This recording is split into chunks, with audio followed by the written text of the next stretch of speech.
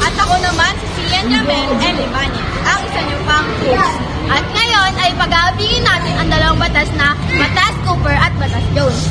Kasama ang ating panauhing si Atty. Gonzales. Pumasok ka na.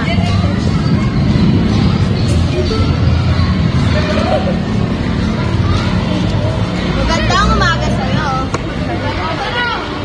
Ipapaliwanag na muna natin ang dalawang batas bago magtanong. Kaya ihanda ang mga tenga at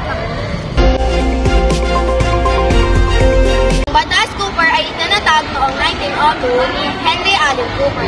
Ang isa pang tawag dito ay Batas Pilipinas ng 1902. Marami ang bumatikos dito, ngunit ipinagtanggol ito ni Taft nang sabihin niya ito ang magpapaniwala sa ipinahayag na layunin ng Estados Unidos. Ito ay mayroong tatlong kondisyon na dapat tuparin bago maitatag ang Asambleya ng Pilipinas.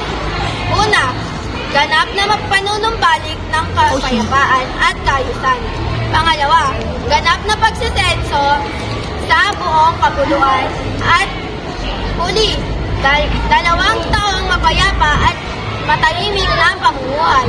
Matapos maipahayag ang ginawang senso, nang matupad ang mga kondisyon ng Batas Cooper, nagdaos ng unang pambansang halalan noong ika-30 ng Enero, 17.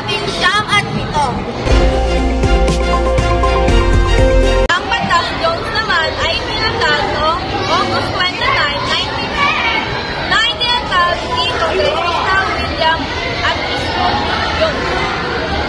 Itong batas na ito ay pinagtibay ni Pangulong Woodrow Wilson.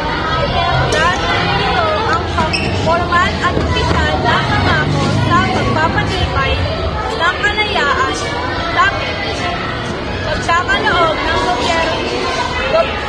Gobernador General ng kapangyarihang tagapagganap sa pagsasaayos ng batas at pag-aalis ng kapangyarihan ng Estados Unidos sa Pilipinas. Ang pinalalim ang kalayaan sa sandali.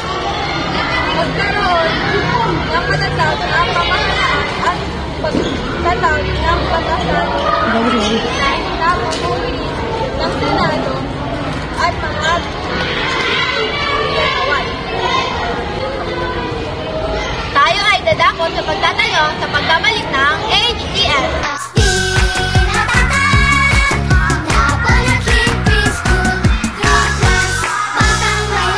Babalik ang HTS.